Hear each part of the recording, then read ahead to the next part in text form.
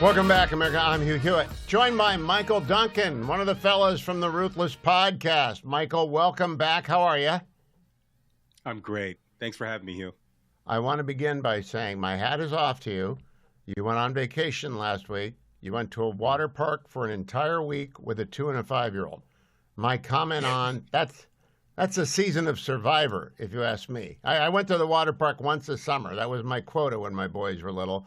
And a week at a water park, have you been checked for fungus? Is everything okay? Yeah, we're okay. We're okay. We had one ringworm scare in the Duncan house with the 2-year-old, but we figured that out. Now, I would say, the work you put in during the day at the water park pays dividends in the evenings, because those kids true. were in bed at 7:30 each night, and they slept through the night, so mom and dad got to have some fun. Yeah, that is absolutely true. There's nothing like a water park for wearing out the small. Now, I want to go to this morning's episode of Ruthless about dark woke. I loved it. I laughed through all of it. I immediately had come off of a hit with Fox talking about the fact that Dick Durbin is retiring. And I thought about dark work colliding with the fact that the Democrats have vacancies in Illinois, Michigan, Minnesota, New Hampshire, and a very weak incumbent in Georgia. Do you think the dark woke is going, you might want to explain what it is, and then is it going to help the Democrat nominees in those 5 Senate races? It's supposed to be a Democrat year. That's a real rough map for them. Yeah, so dark woke is basically the revenge of the Sith. Ever since the Democrats lost in November, the party poobahs and the bosses got together and said, maybe we should talk less about these fringe cultural issues that we lose on. Maybe we should talk less about open borders and all of these sorts of things. And then somewhere along the line here in the new year, the radical left part of their party is starting to fight back, right? This is that dark woke. It's the double down on all of the failed policies and ideas that lost them the election in November. But I think they're having sort of a civil war. Like they're having a little bit of a schism, trying to figure out what it is that they represent. And they don't want to shy away from some of the values that the far left part of their party believes in, right? And so it's going to be very interesting in these primaries, like you were saying, Hugh, in a lot of these states, what actually emerges on top. We saw a similar situation in 2010 with the Republican Party and the rise of the Tea Party movement, as the Republican Party tried to, redefine itself and find a new identity after the Bush years. And I think the Democratic Party is going through the same thing. So, Michael, you've run Senate races. You know what it takes to win. There will be 2 or 3 members of each of the congressional delegations in each of those 4 open Democratic seats ripping each other apart. And I think the left is ascendant. I call it the ascendant left. And by that I mean Bernie and AOC out on the stump with thousands of people showing up wherever they go. David hogging all the airtime, upsetting the Democratic Party. They're talking about DEI, CRT. They're talking about, they no longer talk about defunding the police, but trans issues matter. Being anti-pro-Israel matters. Being anti-immigration matters. Can they actually get out of the tailspin? Because there's nobody to actually pull the throttle up. Yeah, I don't know. I think it depends on the messenger, right?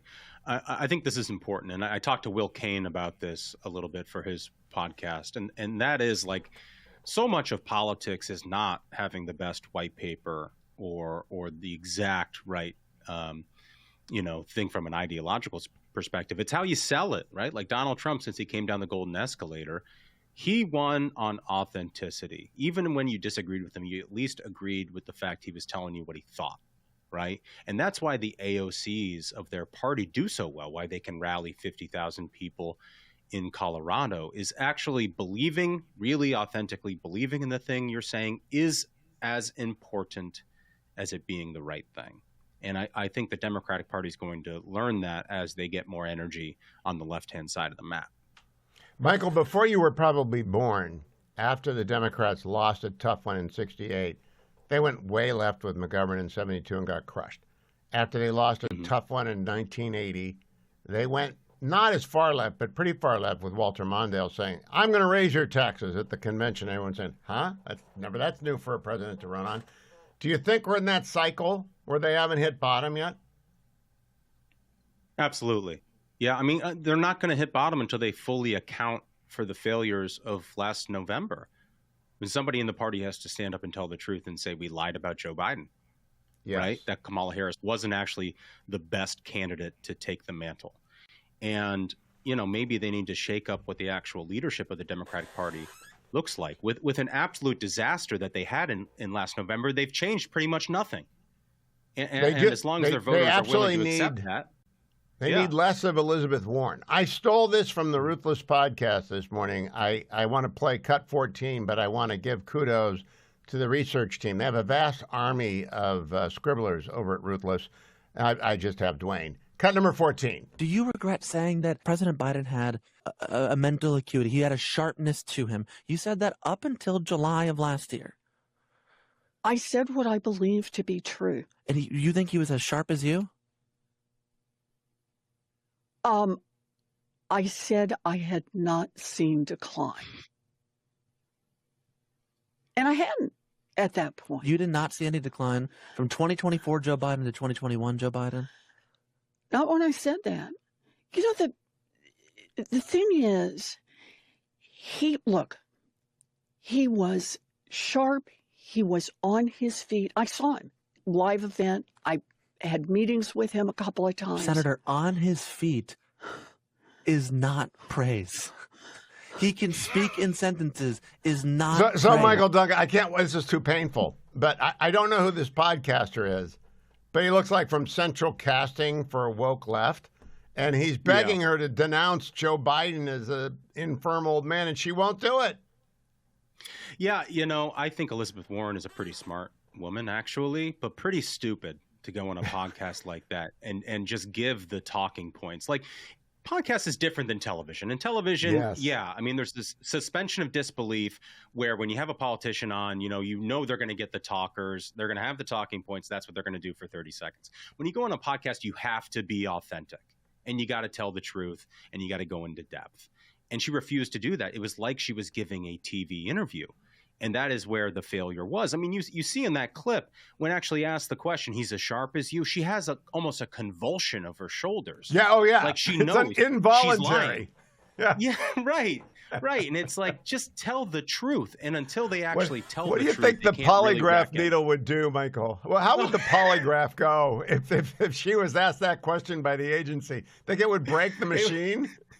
Yeah, right. Well, It's a heck of an episode. As you guys like to say, a banger of an episode. I would encourage everyone to go and like and subscribe to the Ruthless Podcast. It's where I get my political news from. They're pros. They're actually pros. They know what they're talking about. They're not recovering never-Trumpers who fall off the wagon every now and then. They're actually political professionals, and you learn a lot of the inside game in an outside-friendly way. But they don't have hair like that podcaster, whoever that was.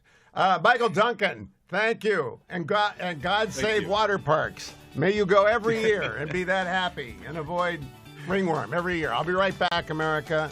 Don't go anywhere. It's the Hugh Hewitt Show.